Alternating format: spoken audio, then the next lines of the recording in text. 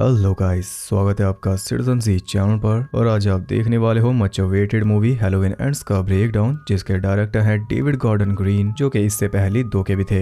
Halloween franchise की ये 13वीं film है और इस नई ब्लमहाउस ट्रायलॉजी की लास्ट। इसके साथ ये नई सागा एंड होगी, इसलिए 2018 से इसकी हाइप थी।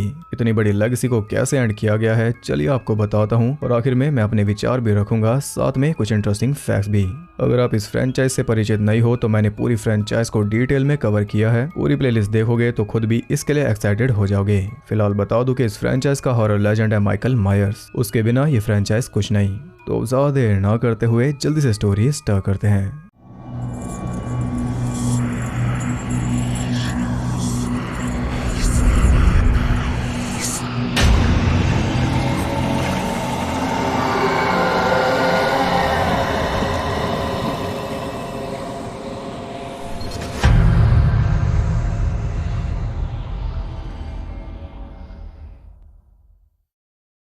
तो पिछले दो पार्ट्स में आपने देखा कि माइकल 40 साल बाद असाइलम से फ्री हो गया और उसने हैडनफील्ड में पूरा मैसेकर मचाया 2018 की हैलोवीन की रात। हैलोवीन किल्स के एंड में माइकल ने लॉरी की बेटी कैरन को मार दिया था। तो ये मूवी स्टार्ट होती है अगले साल, यानी कि 2019 की हैलोवीन की रात हैडनफील्ड टाउन में। हम देखते हैं कोरी नाम के एक लड़के को जो कि बेबी सिटिंग करने आया है जेरेमी नाम के बच्चे की।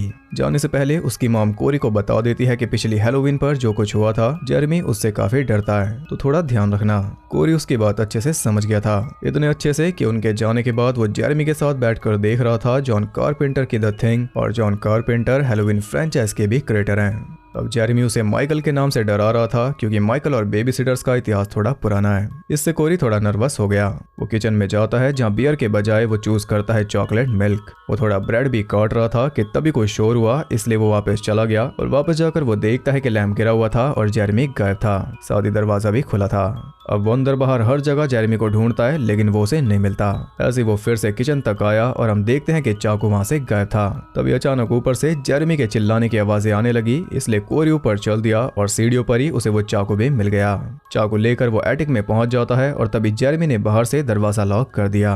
ये पूरा इसका प्रैंक था कोरी के साथ, जिससे कोरी काफी ज्यादा गुस्सा हो गया। जेरेमी उसका मजाक उड़ा रहा था, इसलिए वो कहता है कि मैं तुम्हें मार डालूंगा। तभी उसके मॉम डैड भी वापस आ गए।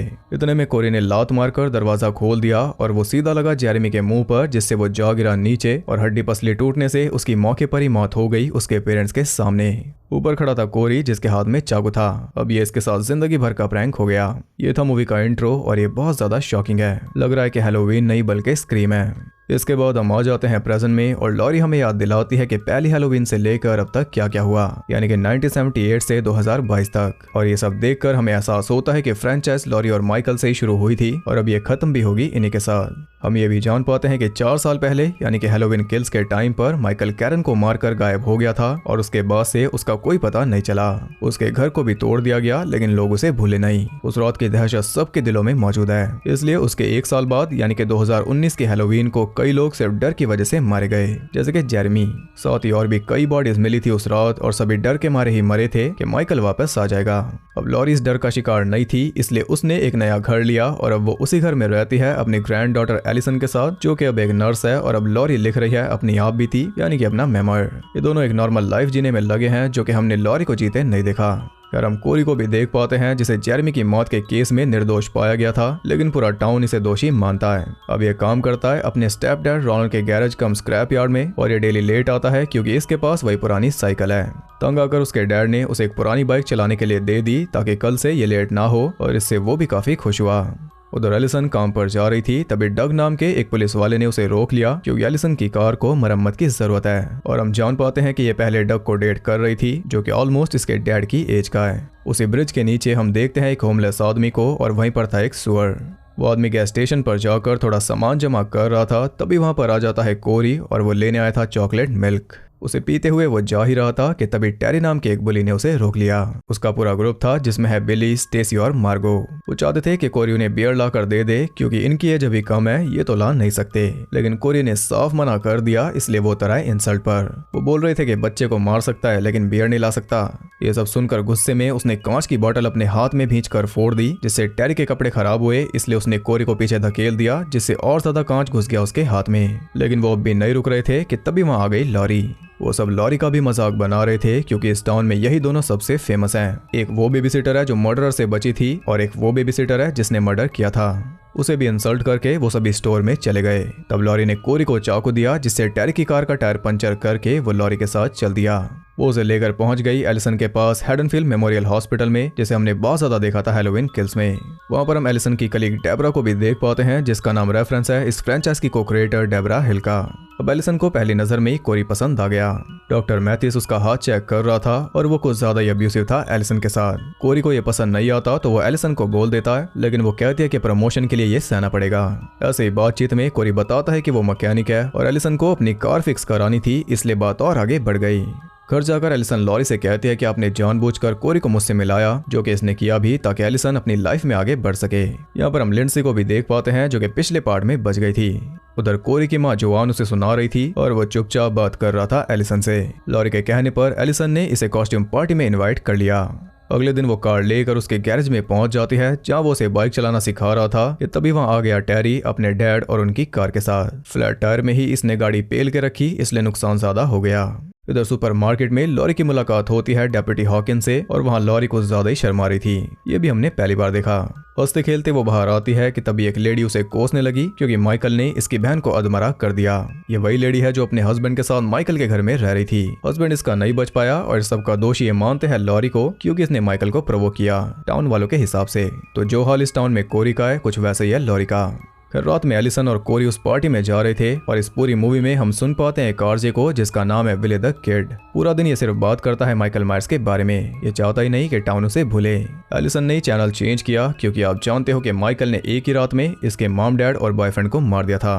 क्लब पहुंचने पर कोरी अपना मास्क पहनकर थोड़ा घुल मिल रहा था और यह हम कैमियो देख पाते हैं निक कासल का, यानी कि ओरिजिनल माइकल मायर्स। लिंडसी भी इसी बार में काम करती है। कुछ ही देर में कोरी अच्छे से एंजॉय करने लगा और आज फाइनली वो अपने सारे गम भूल चुका था कि तभी उसे मिल गई जेरेमी की मॉम।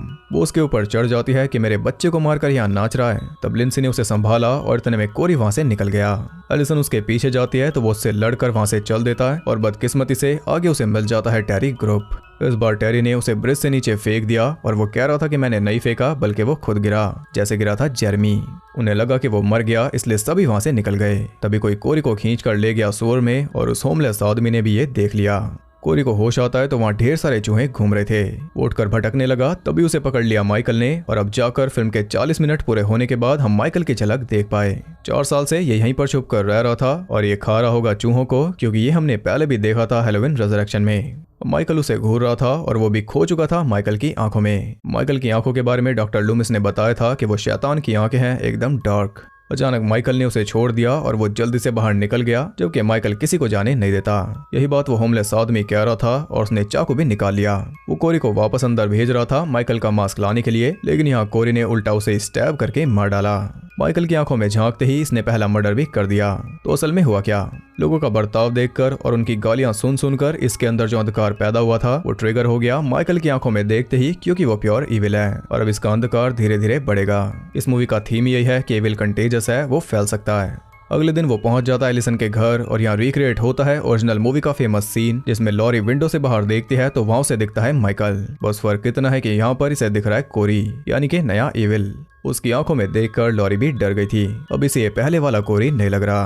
वो एलिसन को ले जाता है जेरेमी के घर में और बताता है कि उस रात क्या क्या हुआ था। इतने में लॉरी पहुंच गई उसकी मॉम से मिलने, लेकिन वो उल्टा लॉरी के ऊपर ही बिल फाड़ रही थी, इसलिए वो चली आई। उधर वो दोनों पहुंच गए थे एक रेस्टोरेंट में और वहां पर एलिसन को मिल गया डग। यहाँ हम देख पाते हैं कि ये कोरी सच में पहले वाला कोरी नहीं रहा, क्योंकि एक तो ये चॉकलेट मिल्क की जगह बियर पी रहा है और दूसरा चुप रहने के बजाय वो बिना बात के ही डग से भिड़ गया। अब ये कुछ भी सहन नहीं करने वाला क्योंकि अभी से कोई डर नहीं। एलिसन को घर छोड़कर वो पहुंच गया उसी ब्रिज के नीचे और उसका पीछा कर रहा था डग। वहां पहुंचते ही उसे मिल गई उसी आदमी की लाश, लेकिन इससे पहले कि वो कुछ कर पाता कोरी ने हमला बोल दिया। उसे अपने पीछे लगाकर वो ले गया सुअर में जहां माइकल ने उसे दबोच लिया, लेकिन उसने बड़ी आसानी से माइकल को पेल दिया। तब हालात संभाले कोरी ने। माइकल तो बेचारा रेंग रहा था। कोरी चिल्लाकर कहता है कि उठो और मुझे बताओ कि तुम किलिंग कैसे करते हो। तब माइकल सहमते हुए उठा और उसने दीवार में से निकाला अपना चाकू। कोरी ने डग को पकड़ा हुआ था। माइकल ने सीधा उसका गला काट कर उसे स्टैब किया और इसके बाद वो आ गया फॉर्म में। फिर तो वो रुका ही नहीं। जैसा कि पिछले पार्ट में बताया गया था कि जितनी ज्यादा ये किलिंग करता है उतना ही इसके अंदर का इविल स्ट्रांग होता है। फिर वहां से कोरी सीधा पहुंच जाता है एलिसन के पास और यहाँ स्टार्ट होता है उनका रोमांस। तभी लॉरी भी घर आ गई जो कि बाहर से उन्हें देख रही थी और उसे देख रहा था माइकल। अब इतना तो कंफर्म है कि कोरी एलिसन से प्यार नहीं करता, अगर करता तो यही से सब कुछ बता देता, जबकि ये तो इसके माँ बाप के किलर के साथ मिलकर एक मर्डर करके आया है और अब इसके साथ सो रहा है। एलिसन के रूम में उसका पार्टी वाला मास्क रखा था जिसे लेकर वो चल दिया। अगले दिन लॉरी लिंडसी को जाकर बताती है कि कोरी अब पहले जैसा नहीं लग रहा, उसके अंदर दिखाई दे रही है माइकल की आंखें। तब लिंडसी उसे मिलाती है जेरेमी के डैड रॉजर से। वो बताता है कि मुझे पूरा यकीन था कि कोरी ने मेरे बेटे को नहीं मारा, लेकिन जब कल मैंने उसे देखा तो वो कोरी नहीं था। जैसे उसने मुझे देखा मेरे रोंगटे खड़े हो गए। इधर डॉक्टर मैथिस डेबरा को अपने घर पर लेकर आ गया क्योंकि आज इसे मिलेगा प्रमोशन, वही प्रमोशन जो मिलने वाला था एलिसन को। वो नहा धोकर तैयार हो रही थी कि तभी उसे आवाज आती है डॉक्टर के चिल्लाने की। वो जाकर देखती है कि कोई डॉक्टर को जान से मारने के बाद भी स्टैब किया जा रहा था। वो था कोरी जो माइकल वाले रास्ते पर चल रहा है, लेकिन इसका फॉर्मूला है रिवेंज, जिससे भी ये जरा भी नफरत करता है उसे जान से मार रहा है। वो डेबरा को भी मार देता, लेकिन डेबरा ने उसे बाहर ही लॉक कर दिया। वो पुलिस को फोन लगा रही थी कि तभी उसे दबोच लिया माइकल ने। चाकू उसके आर पार करके उसने डेबरा को दीवार पर लटका दिया, सेम वैसे ही जैसे इसने बॉब को लटकाया था ओरिजिनल हैलोवीन में, और फिर गर्दन भी टिल्ट की सेम वैसे ही। अभी हम एक बैटमैन और रॉबिन वाला एंगल देख पा रहे हैं जो कि हमने सोचा नहीं था। कोई एक एमेच्योर है बिल्कुल रॉबिन की तरह, पहली बार मास्क पहनकर वो एक काम कर रहा है, और जब कुछ गड़बड़ हुई तो आया प्रोफेशनल यानी कि माइकल और उसने काम संभाल लिया।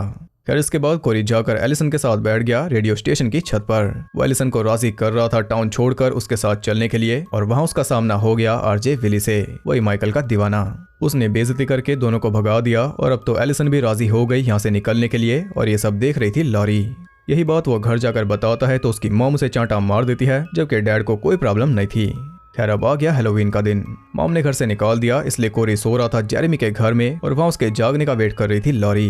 वो उसे कहती है कि एलिसन से दूर रहो, लेकिन इसी ने तो इन दोनों को मिलाया था। कोरी साफ कह देता है कि अगर वो मेरी नहीं हुई तो किसी की नहीं होगी। वो सीधा एलिसन को फोन करके कह देता है कि लॉरी मुझे मारना चाहती है, हमें यहाँ से निकलना होगा।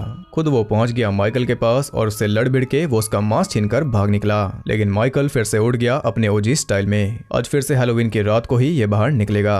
इधर एलिसन अपना सामान पैक कर रही थी बिना लॉरी को बताए। लॉरी उसे रोकती है तो उसने लॉरी को ही झाड़ दिया।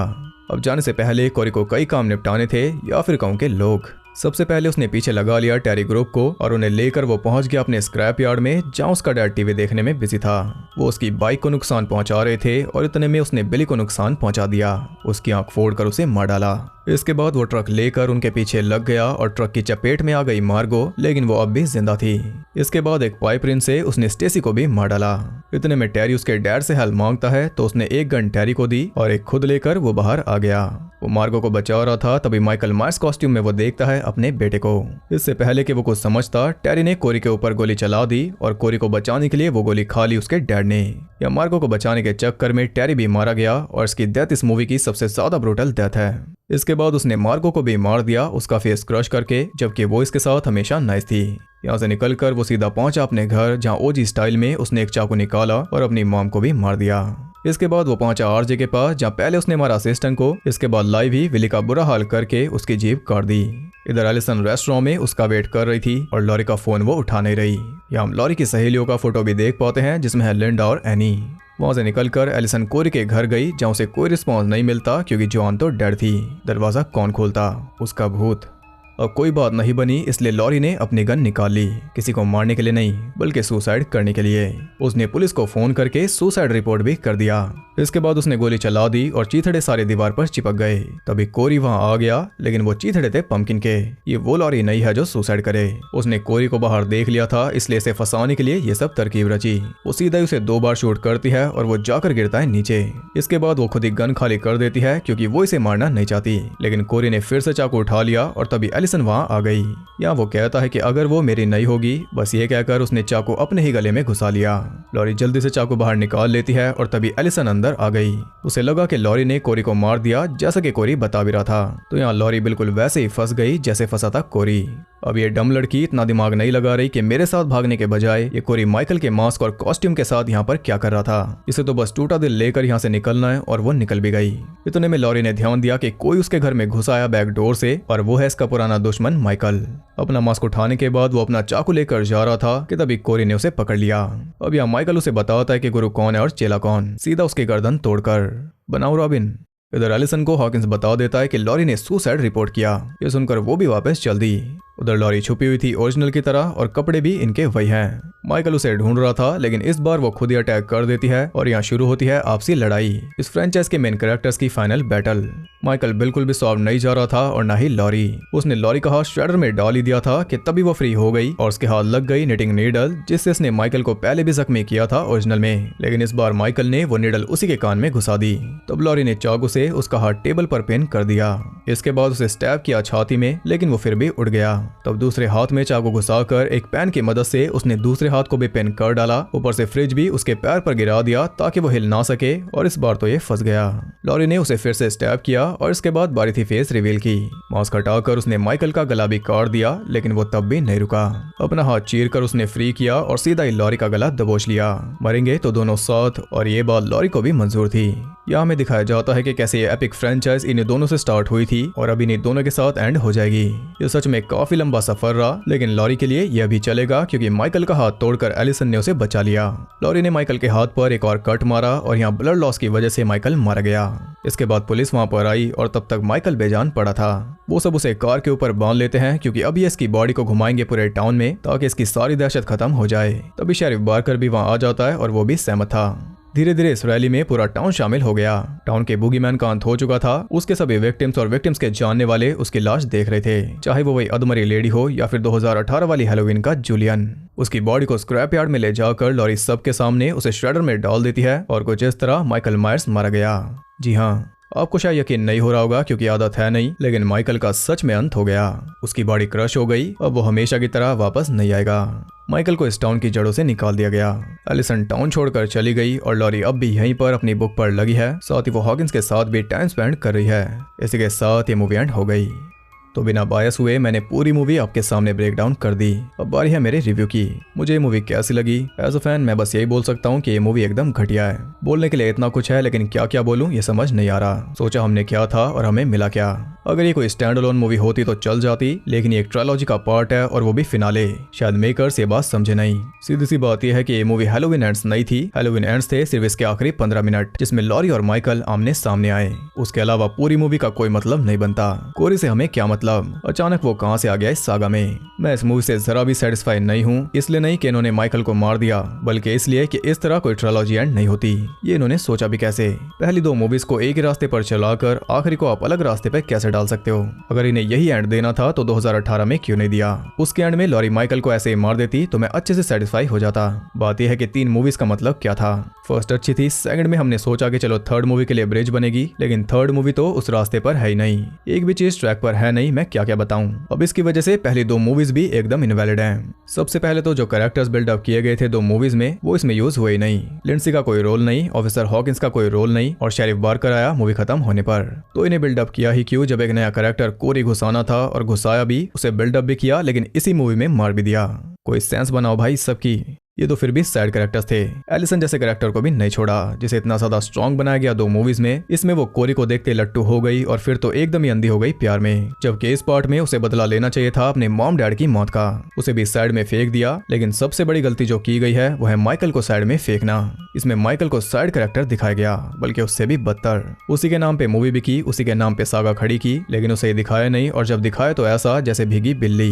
4 साल में वो एकदम कायर हो गया। कल का आया लड़का उस पे चिल्लाने लगा, उसे सिखाने लगा, जबकि इसी सागा के अकॉर्डिंग 40 साल असाइलम में रहने के बाद वो प्योर इविल था। असाइलम से निकलते ही उसने पूरी रैम्पेज मचाई, लेकिन 4 साल में वो खत्म हो गया। शायद कोविड का असर होगा या फिर चूहों में प्रोटीन कम था।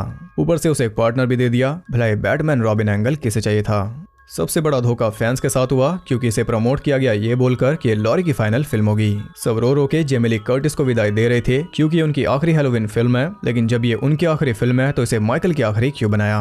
ब्लमहाउस के मालिक जेसन ब्लम ने बोला था कि आगे और भी सीक्वल्स आ सकते हैं, तो लॉरी का जाना और आगे और मूवीज आना, इसका यही मतलब था कि लॉरी मरेगी, माइकल नहीं। इसी होप में सभी एक्साइटेड होकर मूवी देख रहे थे, लेकिन माइकल के फैंस के मुंह पे भिगा के जूता मारा गया।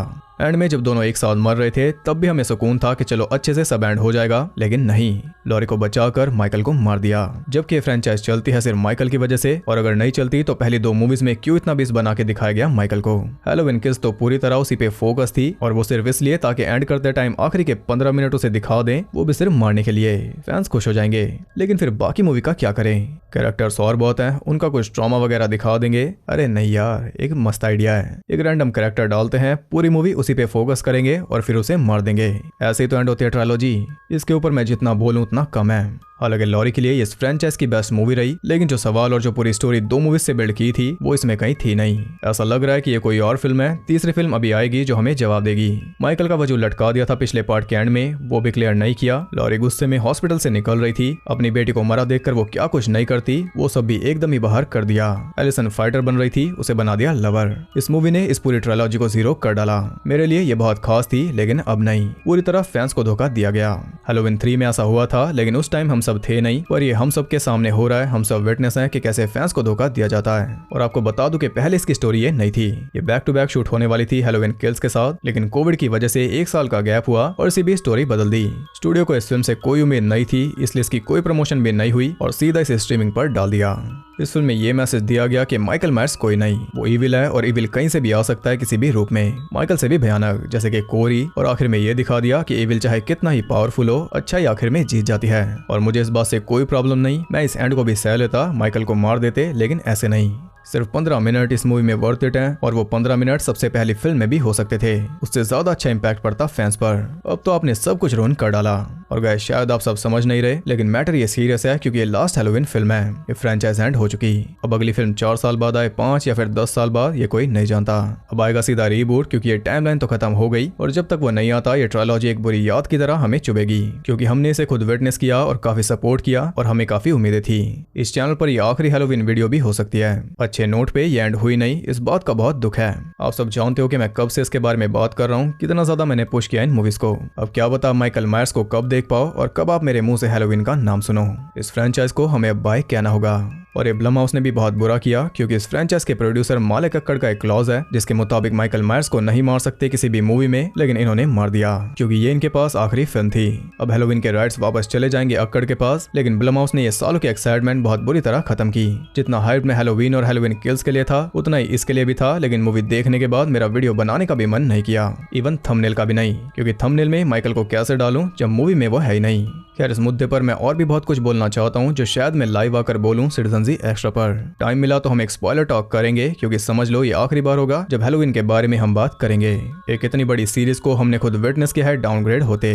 खैर, अब बात करते हैं इंटरेस्टिंग फैक्ट्स के बारे में। इसका बजट है $20 मिलियन और कमाई ये कर भी लेगी, लेकिन रिस्पेक्ट इसने सारी गवा दी। हैलोवीन किल्स का बजट भी सेम था और उसने भी 131 मिलियन कमा लिए थे।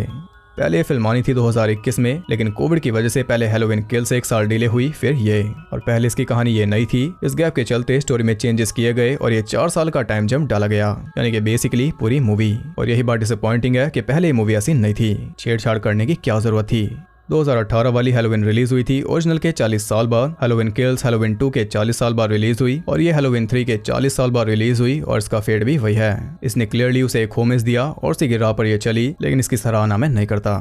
जेमी ली कर्टिस ने बोला है कि ये उनकी लास्ट फिल्म है एज लॉरी। यही सेम उन्होंने बोला था हैलोवीन 2 के टाइम पर, और सेम ही बोला था रिजरेक्शन के टाइम पर। हालांकि इस फ्रेंचाइज में ये जेमी और निक कासल दोनों की ही आखिरी अपीयरेंस है। इसका टीजर ट्रेलर आया था 20 जुलाई को, कैरन यानी कि जूडी ग्रे के जन्मदिन पर। इसका बॉडी काउंट है 16, जिसमें माइकल ने मारा सिर्फ एक को, वो थी डेब्रा। बाकी जो 1-2 किल हुई वो उसने की सहारे से।